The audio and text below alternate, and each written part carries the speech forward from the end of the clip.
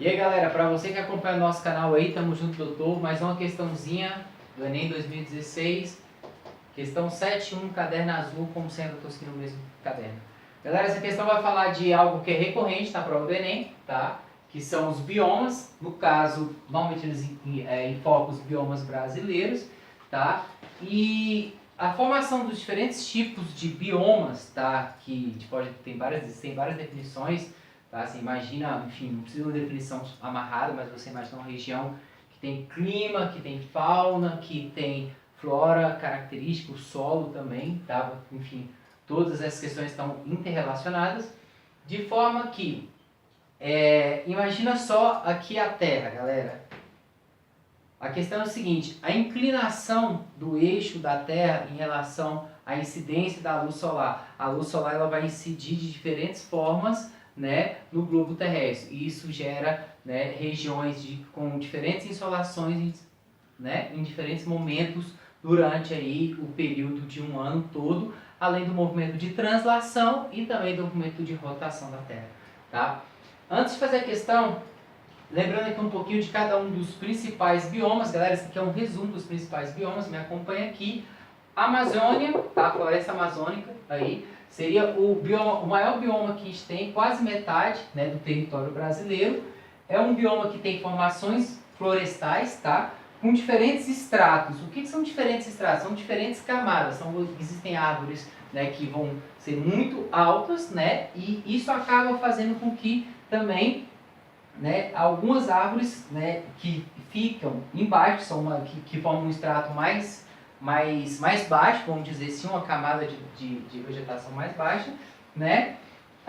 Isso vai ter uma diferença de incidência de luz solar aqui, tá? O que vai acontecer? Você vai ter a vegetação mais alta, ela vai ter uma maior incidência de luz solar sobre ela, obviamente, tá? E isso acaba que limita, de certa forma, a penetração dos raios solares, tá?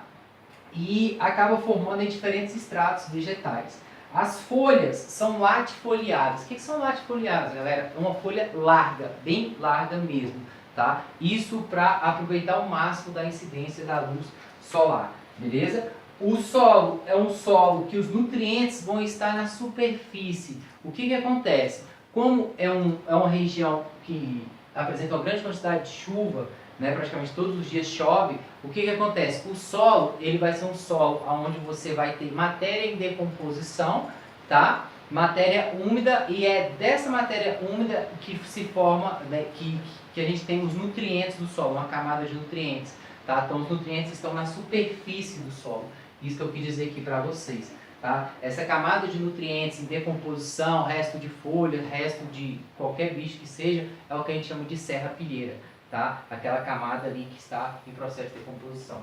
Segundo o bioma brasileiro é o cerrado, 21% aproximadamente, conhecido aí também como savanas, entre aspas, né? Não tem todas as características, mas seria o bioma que representa as savanas africanas, tá? Ele apresenta uma grande quantidade de ferro e alumínio no solo, tá? E é um solo ácido, tá? É uma outra característica do bioma cerrado. Como disse para vocês, estou dizendo as principais características aqui. Ele apresenta oligotrofismo. Galera, oligo significa pouco. Oligotrofismo significa solo pobre em nutrientes, tá? O solo cerrado é um solo relativamente pobre em nutrientes.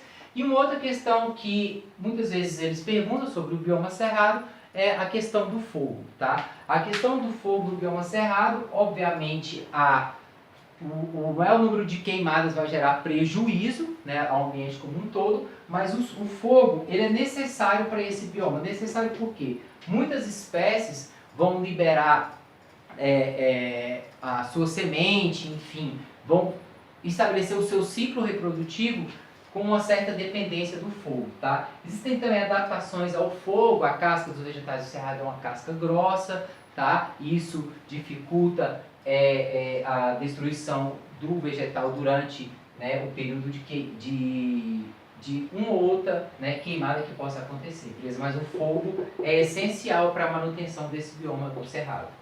Outro bioma, a caatinga, aproximadamente 10%, tá? Ele vai apresentar essa característica aqui que é xerofitismo. Gente, são vegetais que estão adaptados ao quê?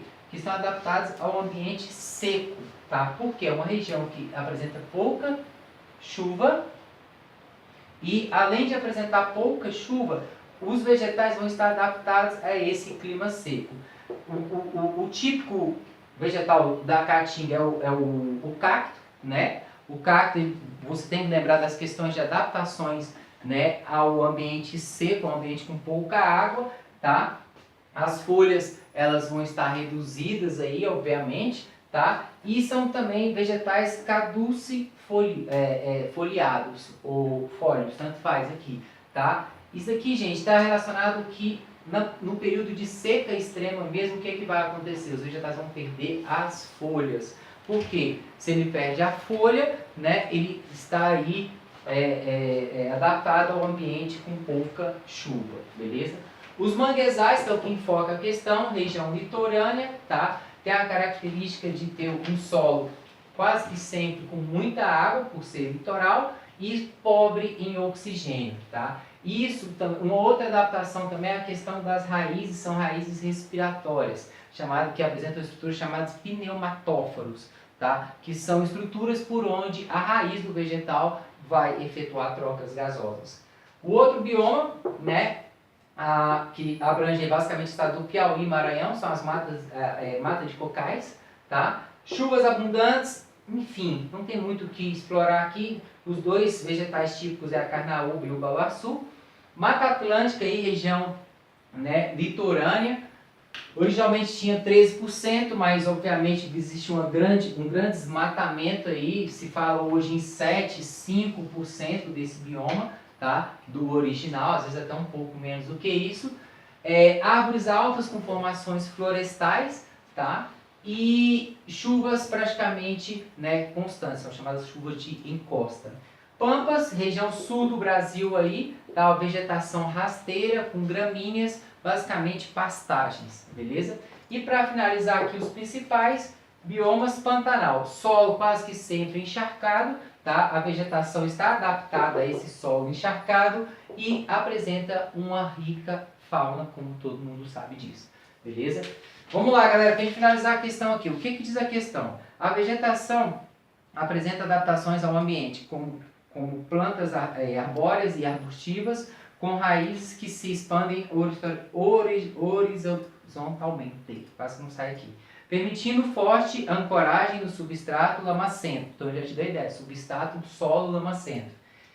Tá, raízes que se expandem verticalmente por causa da baixa oxigenação do substrato, ou seja, a gente falou outra vez, baixa oxigenação de quem? Do solo. Então, o solo com pouco oxigênio, já está dizendo que são os manguezais, né?